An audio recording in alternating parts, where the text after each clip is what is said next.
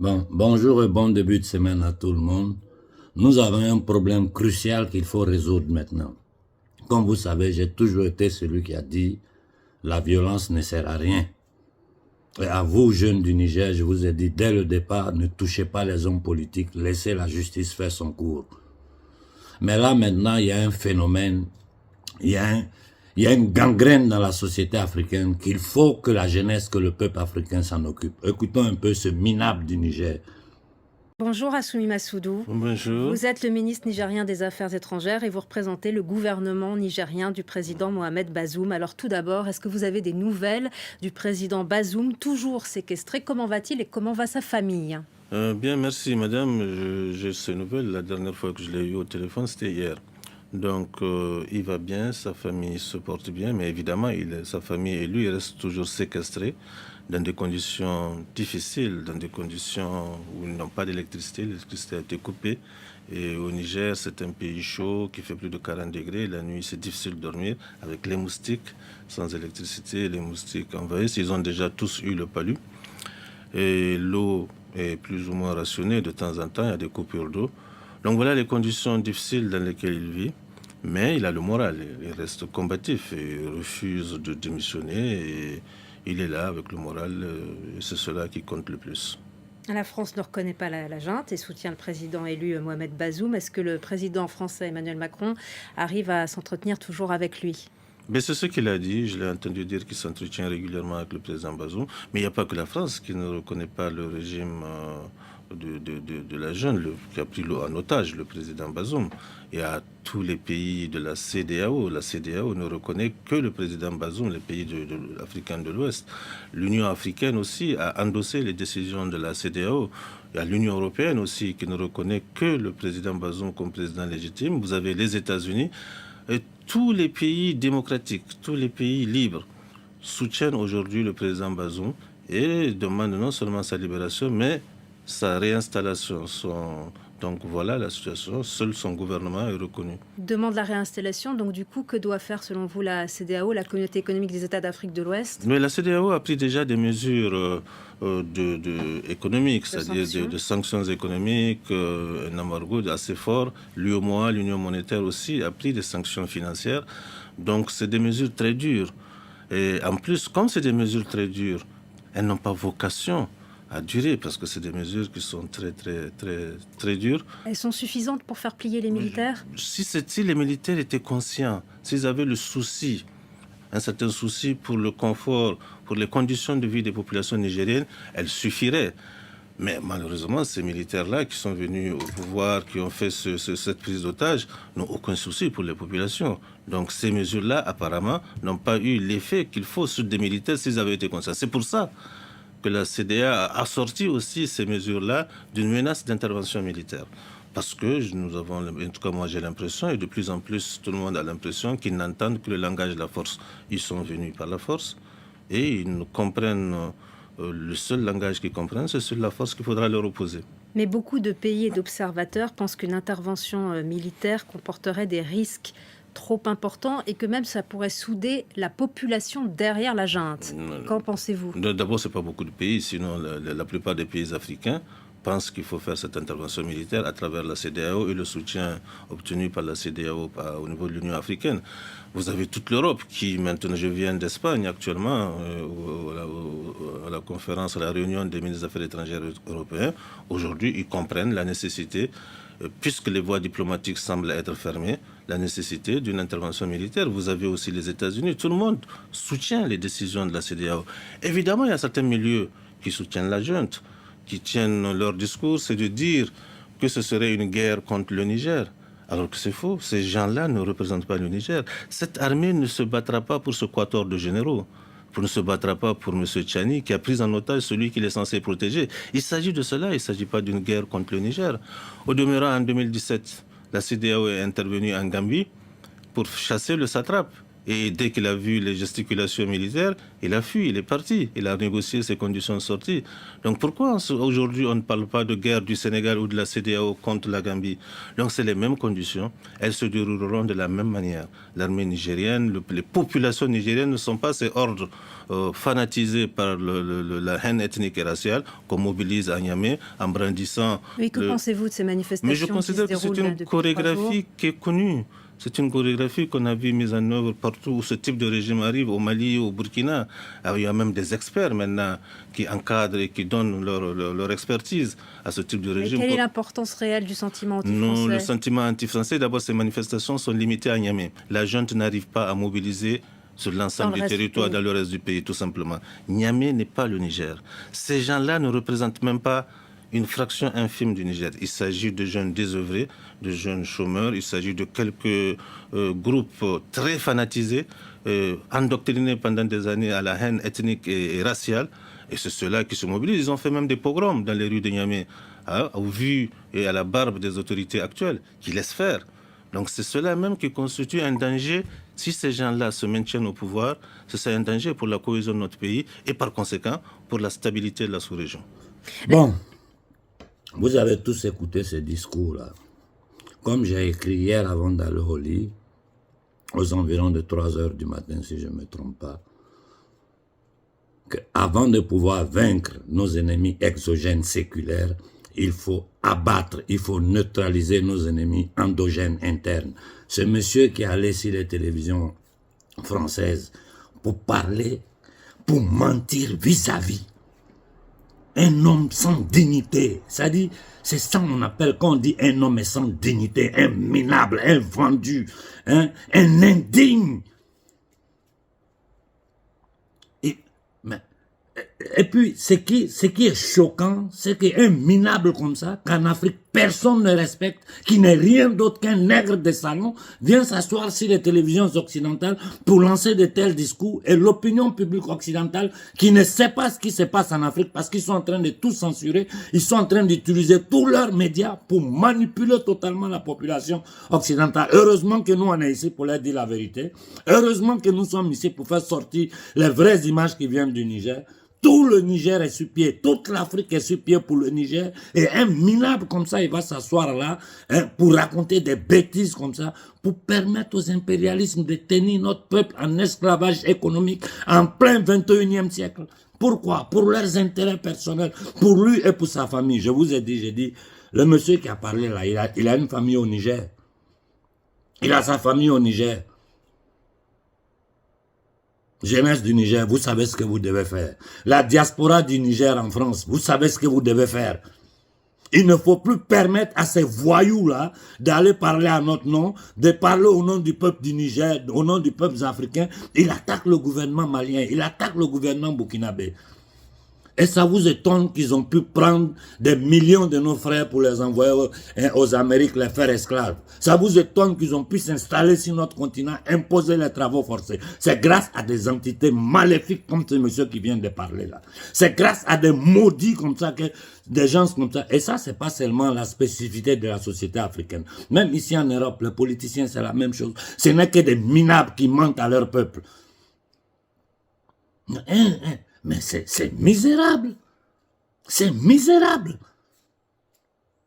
Il ne faut plus que ces gens-là puissent ouvrir la bouche.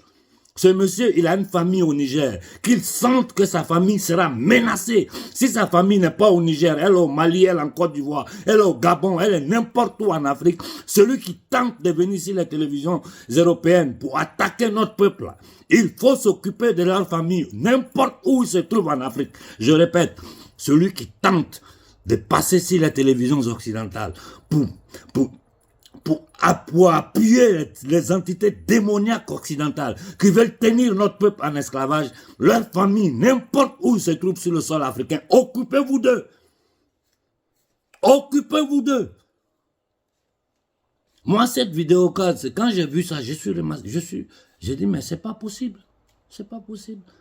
Et tu vois au Congo, le porte-parole du gouvernement de ce minable de Tshisekedi dit non, on a tiré sur les manifestants parce qu'ils ont lancé des pierres aux policiers.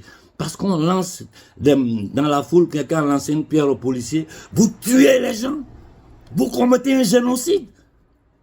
Et ça, c'est sous les yeux du monde entier. Hein. Ils sont en train de faire leurs bêtises de jeu, que les institutions qu'ils utilisent, Cour pénale internationale, Nations Unies, tout ça c'est des bêtises. Ils ne feront rien. Ils ne feront rien parce que ceux qui ont construit les Nations Unies, les patrons des Nations Unies, là, ce sont eux les négriers. Ce sont eux les négriers. Le gouvernement Rothschild de France là, ne peut pas se permettre de quitter le Congo. Ne peut pas se permettre de quitter le Niger. Ça dit, je vous ai dit, leur survie dépend du pillage de notre peuple, dépend du maintien en esclavage du peuple africain. Que toutes les conventions qui votent en Occident ici, là, ça ne compte pas pour nous. Pour nous, ce qui compte, c'est la charte de l'impérialisme, où les articles sont clairs. N'importe quel gouvernement africain qui s'oppose à nous, ce gouvernement est illégitime. Un gouvernement est légitime seulement si et seulement il respecte nos injonctions. Ça veut dire quoi? Ça veut dire qu'un gouvernement est légitime s'il permet à la France, aux entités démoniaques occidentales, de piller notre peuple, de tenir notre peuple en esclavage. À chaque fois que quelqu'un veut ouvrir la bouche, il faut l'éliminer, il faut le faire taire. J'ai dit aux Congolais, si vous ne faites pas attention, ils vont remplacer Kilombo pour mettre un autre nègre de salon pour continuer avec leurs bêtises, pour continuer à massacrer nos frères. Sortez des danses, sortez des jeux et concentrez-vous sur votre futur. Mais vous n'avez pas honte au Congo?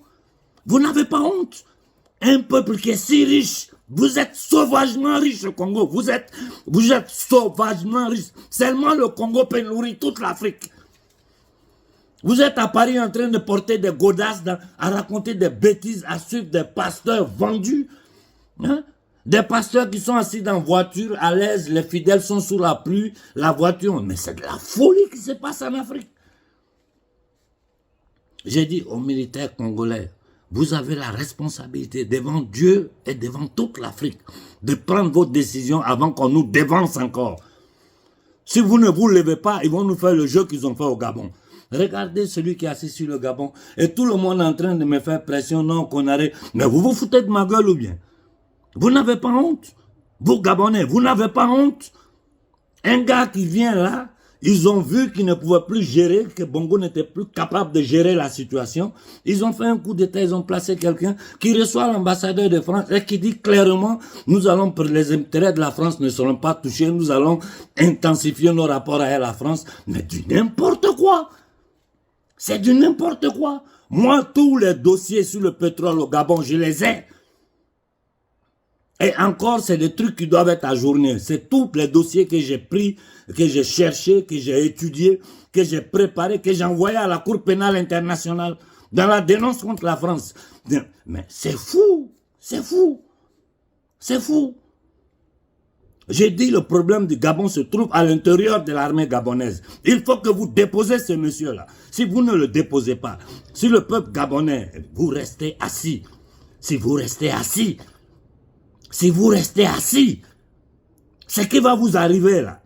Mais est-ce que vous vous rendez compte de ce que ce minable qui est arrivé au pouvoir est en train de dire? Nous allons maintenir les intérêts de la France.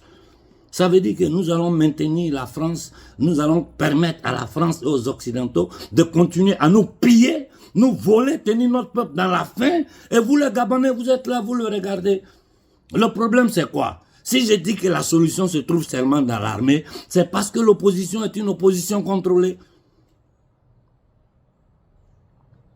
C'est tellement simple à comprendre.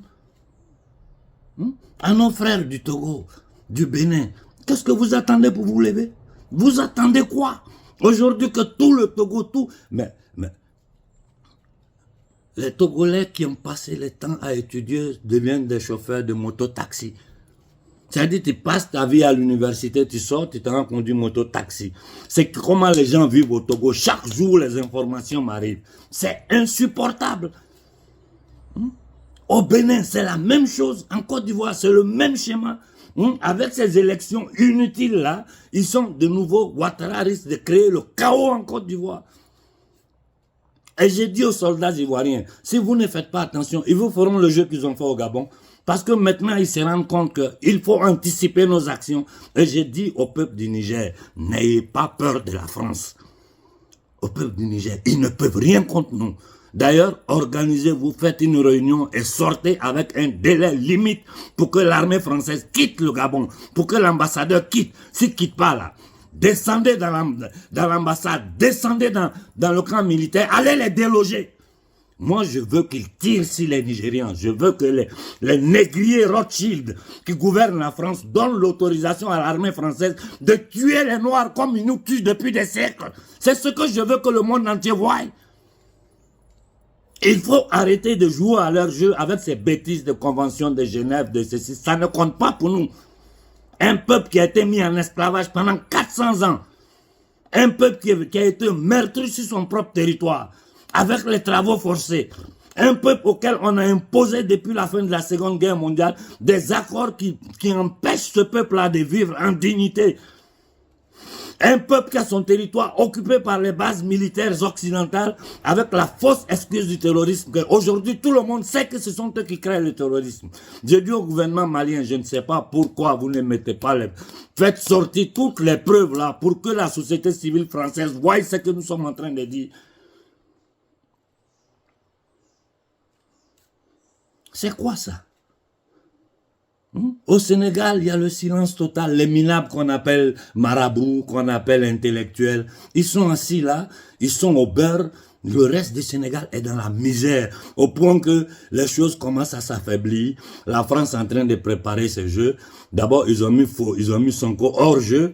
Ils vont préparer un nouveau nègre de salon parce que Macky est trop sale, pour mettre à la place de Macky Sall et continuer à piller le Sénégal. Et vous, Sénégalais, vous bavardez pour dire que vous êtes les plus intellectuels de l'Afrique. Vous êtes intellectuels où? Vous n'êtes que des minables. Je veux faire voir cette vidéo-là à tous les dictateurs d'Afrique. Voyez ce que le peuple vous réserve.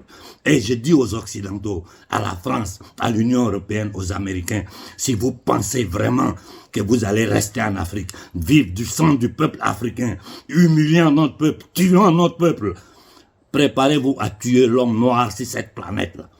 Aux dictateurs africains, regardez cette vidéo. J'ai fini la vidéo de ce matin avec ça. Macron! Macron, oui! Macron, vous! Macron, vous! Je veux dire vous!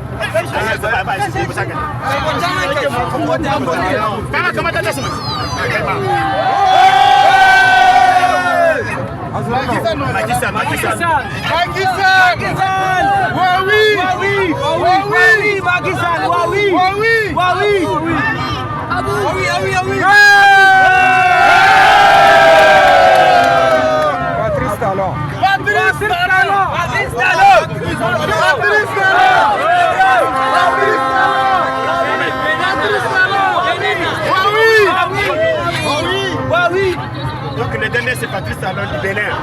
Patrice Talon. Bénin, Patrice Talon.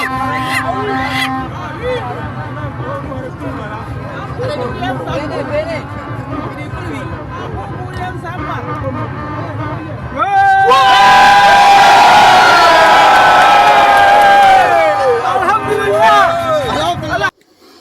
Bon, ça c'est un message très clair que nous, société civile africaine, nous envoyons à vous, nègres des salons, gardiens des camps de concentration. Vous serez tous immolés comme ces poulets ont été immolés. Ouattara, tout le sang que tu as versé en Côte d'Ivoire, tu vas le payer. Tu vas le payer au petit et à Adéman. J'ai dit, dans l'armée togolaise, il n'y a pas d'homme digne pour déposer cette maudite famille-là. Vous-même, c'est le fils d'un ancien de la Légion étrangère qui a tué le rêve du Togo. Et aujourd'hui, le Togo est dans la misère. Chaque jour, les messages qui m'arrivent. Mais l'homme, on va finir, je vais finir par avoir un ulcère de foie. C'est pas possible. Je finirai par avoir un ulcère d'estomac parce que toute cette amertume que j'accumule chaque jour, qui m'arrive du Togo, du Bénin, du Gabon, de la Côte d'Ivoire, de partout où ces nègres de salon-là permettent aux entités démoniaques occidentales de piller notre peuple. Et la France continue dans son discours là. J'ai dit au peuple du Niger, réunissez-vous, donnez une date à l'ambassadeur et aux soldats français de quitter le Niger. S'ils ne quittent pas, rentrez dedans.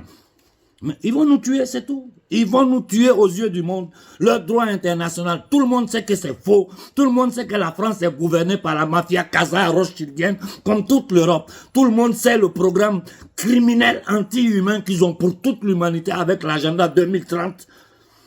Avec les bêtises du World Economic Forum dirigé par un Rothschild, un dépravé mental. Avant-hier, si ce n'est pas grâce à la Russie, ils étaient encore en train de préparer des sanctions contre le Mali. J'ai dit aux Maliens, ne vous asseyez pas, hein? Ne vous asseyez pas. Au Burkina, tous ceux qui vont ouvrir la bouche contre le gouvernement IB, faites-les taire, ne vous limitez pas et occupez-vous de leur famille. Nous sommes en guerre, où nous nous défendons, ou bien les traites, les lâches, les vendus de notre communauté vont permettre aux gens-là de continuer à maintenir notre peuple en misère. La chose est claire. C'est un combat que nous ne pouvons pas l'éviter. Nous ne pouvons pas l'éviter. Ou nous faisons ce combat et nous libérons notre peuple, ou bien nous restons assis et l'esclavage moderne qui vont nous appuyer là, en balkanisant notre terre. Mais la misère que nous allons subir, c'est pire que ce que nos ancêtres ont subi dans les camps de coton aux États-Unis. Ça, je vous dis clairement. Je m'arrête là. Je dis, à partir de maintenant, celui qui ouvre la bouche contre notre peuple, parce que c'est pas contre les gouvernements. Ce n'est ni contre Koïta, ni contre Ibé, ni contre Tchani, l'homme fort du Niger. Ce qu'ils font, ils le font contre nous, peuple africain. Ils sont en train d'aider les envahisseurs, les entités démoniaques occidentales, les satanistes usuriers internationaux. Ils sont en train de les aider à maintenir notre peuple en esclavage. Vous les voyez sur les plateaux de télévision, des vestes, des cravates, des minables indignes. J'ai dit, Bazoum, il faut l'arrêter. Bazoum doit être en prison, mais ils ne peuvent rien contre nous, gouvernement du Niger. N'ayez pas peur. Un gouvernement peut avoir peur si tu n'as pas ton peuple derrière toi. Vous avez tout le Niger, toute l'Afrique derrière vous. C'est une guerre entre le peuple noir et les entités élitaires démoniaques. Cette synarchie satanique qui gouverne l'Europe. Ce n'est pas une guerre entre les peuples occidentaux et nous, peuples africains. Non, non, non. Il n'y a aucune guerre entre les peuples pour des raisons religieuses, culturelle ou quoi que ce soit. C'est faux. La beauté de l'humanité, c'est notre diversité. Il y a une guerre entre une petite élite qui contrôle tout et qui impose son vouloir, un petit nombre de familles satanistes qui ont flanqué tout le monde dans ces loges criminelles, sataniques, démoniaques et qui contrôlent le monde. Les Occidentaux ne sont pas capables. Aujourd'hui, ils ont tellement travaillé sur la société civile occidentale. Moi, je les regarde, ils sont dans des discours. Voilà pourquoi en Italie, je parle même plus. Et je dis clairement à mes amis italiens, je me suis trop exposé pour vous. Et je vois que vous ne faites que perdre le temps dans du bavardage. Personne n'a le courage d'affronter les vrais problèmes. Et ce n'est pas un Africain qui va venir affronter ça pour vous. Déjà, ce que j'ai sur mes épaules en Afrique, là, c'est trop. Quand je verrai quelqu'un en Italie avec les couilles qui va s'élever pour aller contre le système, ce monsieur-là, cette personne aura mon soutien. Avant ça, là, je m'occupe de l'Afrique. Et je répète la même chose aux Français. ou vous affrontez les vrais problèmes de la France, ou bien vous allez finir dans la misère et dans l'humiliation. Parce que le but de Macron, c'est détruire la France. Si le but du gouvernement Rothschild dirigé par Macron, ce n'est pas détruire la France, certaines déclarations, certaines actions qui sont en train de porter en avant, si un continent que vous avez tenu en esclavage depuis 600 ans, il n'aurait pas fait ces déclarations-là. Donc, avant tout, Macron est le premier ennemi de la France avant d'être ennemi des Africains. Je répète et je m'arrête là ce matin. N'importe qui ouvre la bouche en Afrique contre notre peuple, faites-le taire. Aux États-Unis, il y a le Patriot Act. Ne permettez plus à quelqu'un d'attaquer nos dirigeants et puis on le laisse là dans cette illusion de démocratie pendant que nous sommes en esclavage. L'Afrique est un camp de concentration, l'Afrique est un camp de réfugiés. Nous n'avons ni eau, ni courant, ni électricité, nous n'avons rien. Les choses les plus minimum, les plus basilaires que le reste du monde a, nous, chez nous, il n'y en a pas. On n'a rien. Elle contrôle notre économie, contrôle notre territoire, contrôle notre monnaie. De quoi nous parlons?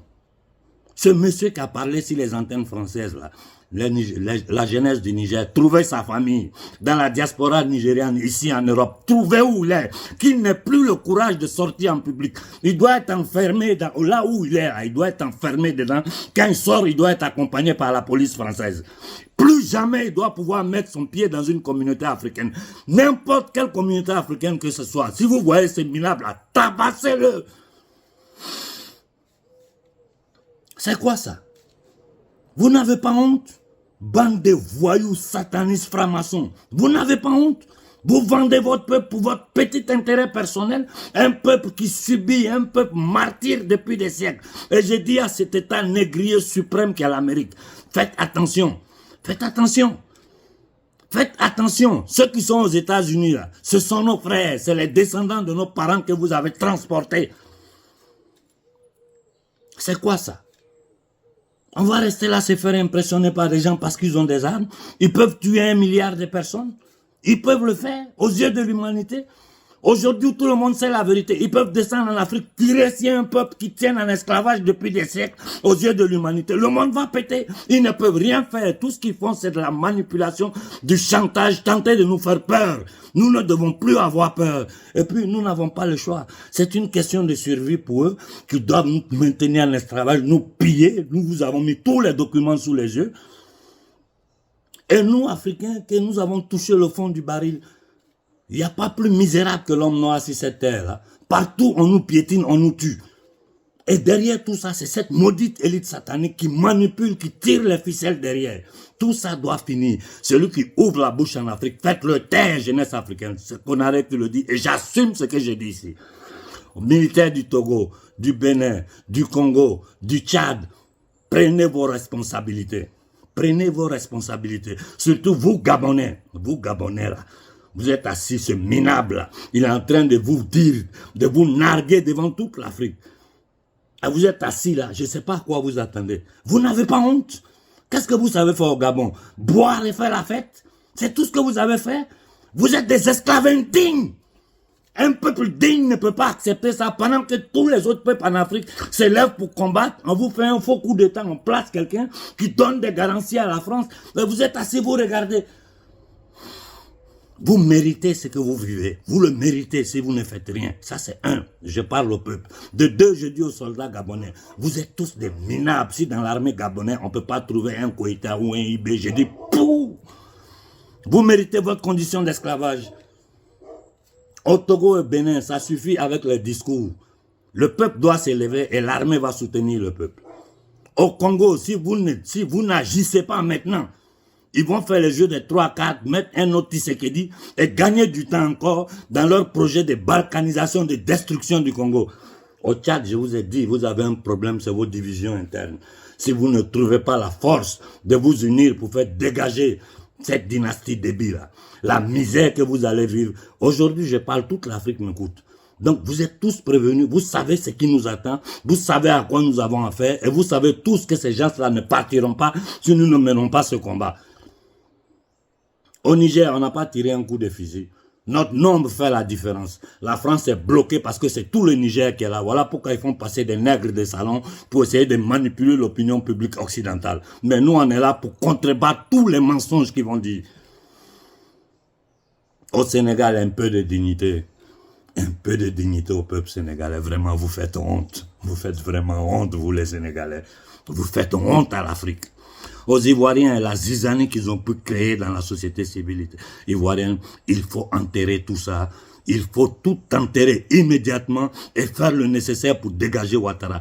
Ouattara est un cancer pour l'Afrique. Ouattara est un danger pour l'homme noir. Et ce Kagame du Rwanda, là, si les Congolais se lèvent, nous allons nous occuper de Kagame.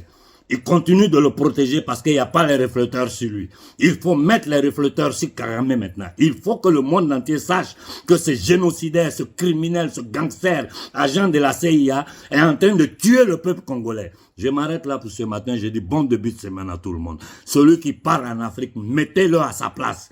Plus jamais un nègre doit avoir le courage d'attaquer notre peuple sur les télévisions occidentales pour maintenir notre peuple en esclavage dans ces bêtises de démocratie, de droit international et bêtises. Nous les Africains, nous n'en faisons pas partie. N'oubliez pas que le code noir a été élaboré en France. Ne l'oubliez jamais. N'oubliez pas que jusqu'aujourd'hui, la charte de l'impérialisme est au-dessus de toutes les conventions qui vont signer en Europe. C'est la charte de l'impérialisme qui compte pour eux, pour ceux qui regardent l'homme noir, qui considèrent comme un sous-homme. N'importe quel dirigeant africain qui ne se soumettra pas à notre volonté est illégitime. Il faut l'éliminer par tous les moyens. C'est écrit, c'est pas qu'on arrête que le dit. Bon début de semaine à tout le monde.